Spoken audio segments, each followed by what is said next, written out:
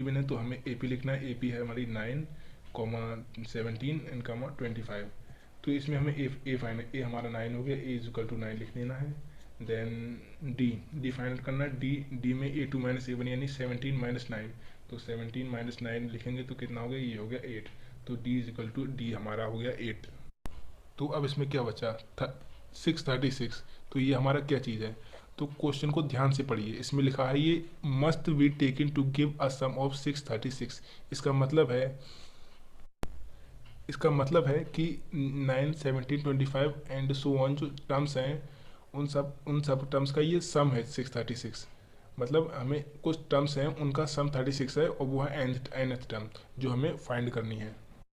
तो ये उन टर्म्स का सम है, मतलब टोटल टर्म्स का ये सम है। तो ये हमारा हो जाएगा एस एन। और हमें फाइंड आउट करना, क्या करना है, एन। तो एन हमें फाइंड आउट करना है। तो सिंपली हमें ए गिवन है, डी गिवन है, एस एन गिवन है। तो हमें एस एन का फॉर्मूला लगा देना है। S n is equal to n by two into bracket 2a plus n minus one into d. तो अब हम इसमें वैल्यूज पुट करते हैं। तो एस एन की वैल्यू क्या है, s n 636 is equal to n by two.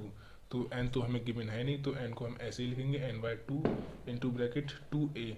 तो 2 और a हमारा कितना है, a हमारा 9, तो 2 bracket 9 plus n minus one. N हमें गिवन नहीं है तो n minus one as it is लिख देंगे। एंड डी हमारा है 8, तो डी हो गया हमारा 8। तो अब हम इसको सॉल्व करते हैं। तो 636 is equal to n by two का एज इट इज ऐसे ही लिख देते हैं। 9 इंटू टू कितना हो गया, 18। तो 9 इंटू टू हो गया 18 plus n minus one into d हमारा हो गया। तो अब इसके बाद ये हो गया 636 is equal to n by two into bracket 18 plus, अब ये इस प्लस के बाद है n minus one into eight. तो इस 8 को हम ब्रैकेट के अंदर मल्टीप्लाई करेंगे तो ये पूरा हो जाएगा 636 is equal to n by two into bracket 18 plus 8n minus 8। तो इसको आगे सॉल्व करते हैं।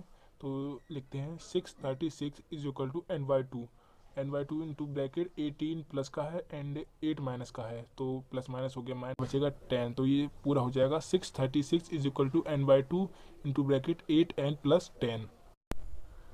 तो अब आगे बढ़ते हैं। तो इसमें से टू कॉमन, ब्रैकेट में से टू कॉमन ले लेते हैं। तो इसको ऐसे लिखते हैं 636 is equal to n by two, और इसमें से टू कॉमन लिया तो इंटू टू, ब्रैकेट के बाहर टू आ जाएगा, और 8n बचा 4n प्लस 5।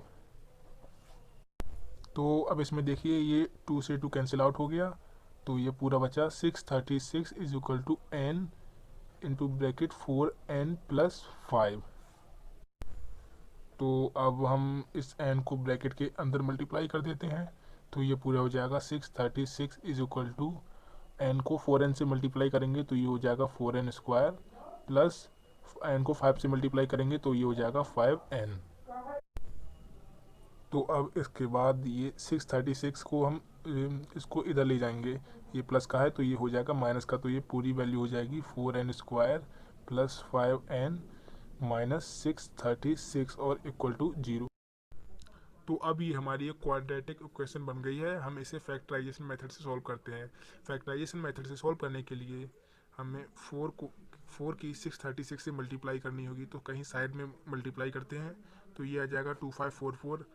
तो अब हमें 2544 के ऐसे फैक्टर करने होंगे कि मल्टीप्लाई करने पर 2544 आए और प्लस या माइनस करने पर 5 आए। तो 53 इंटू 48, अब 53 की 48 से मल्टीप्लाई करने पर 2544 आएगा, और इसको माइनस करने 53 माइनस 48 करने पर 5 आएगा। तो अब हम इसे लिख लेते हैं। तो लिखते हैं 4n square plus 53n minus 48n and minus 636 is equal to 0। तो अब हमें ये दो टर्म्स, ये एक टर्म्स होगी, ये एक टर्म हो गई। अब इस टर्म में हमें कुछ कॉमन दिख रहा है, कुछ कॉमन लेना है। तो यहाँ पर n कॉमन है, तो n को यहाँ लिख लेते हैं। ब्रैकेट में बचा 4n प्लस 53 को एज इट इज लिख लेते हैं। तो यहाँ पर माइनस के साइन, यहाँ पर माइनस कॉमन ले लेते हैं। एंड इधर 48 एंड 636 में हमें 12 कॉमन दिख रहा है, तो 12 को कॉमन, अंदर बचा 12 4 जा 48, तो 4n प्लस 12 53 है 636। तो यहाँ आ गया 53 इज इक्वल टू 0। तो अब हमें इसमें 4n प्लस 53 कॉमन दिख रहा है, तो यहाँ पर n प्लस 53 लिख देते हैं एंड इधर बचा n माइनस 12, तो n माइनस 12।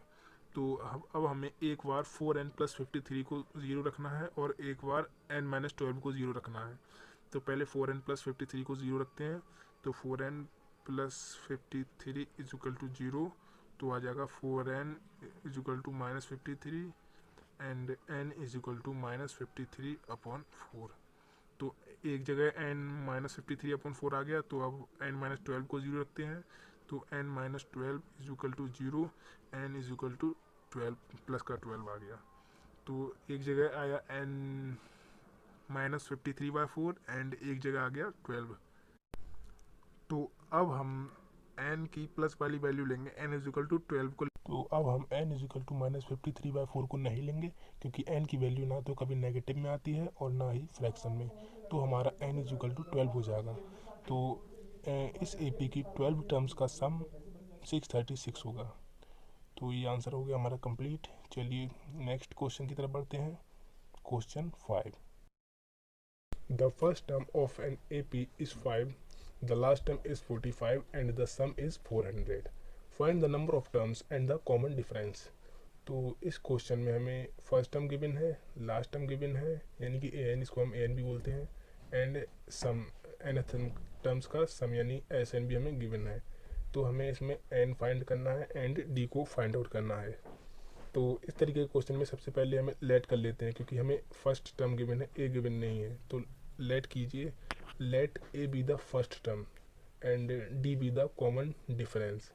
तो लेट करने के बाद a वैल्यूज लिखिए, a is equal to 5, a हमें 5 गिवन है, एंड l यानी an भी बोलते हैं इसको, ये 45 है, एंड सम यानी sn is equal to 400, sn हमारा 400 है। एंड हमें इसमें n को फाइंड आउट करना है एंड d को फाइंड आउट करना है।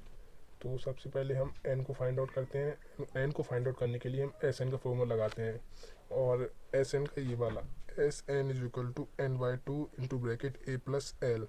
हम ये फार्मूला इसलिए लगा रहे हैं क्योंकि हमें इसमें l गिवन है। तो वैल्यूज पुट करते हैं, तो Sn is equal to 400 is equal to n/2 into bracket 5 plus 45, ये हमारा 5 है, and l is equal to 45। तो हमने वैल्यूज पुट कर दी। तो इनको और सोल्व करते हैं। 400 is equal to n/2 into 50, 45 plus 5 हो गया, तो ये 50 हो गया। तो 50 को ये 2 कैंसिल आउट करेंगे, ये हो जाएगा 25।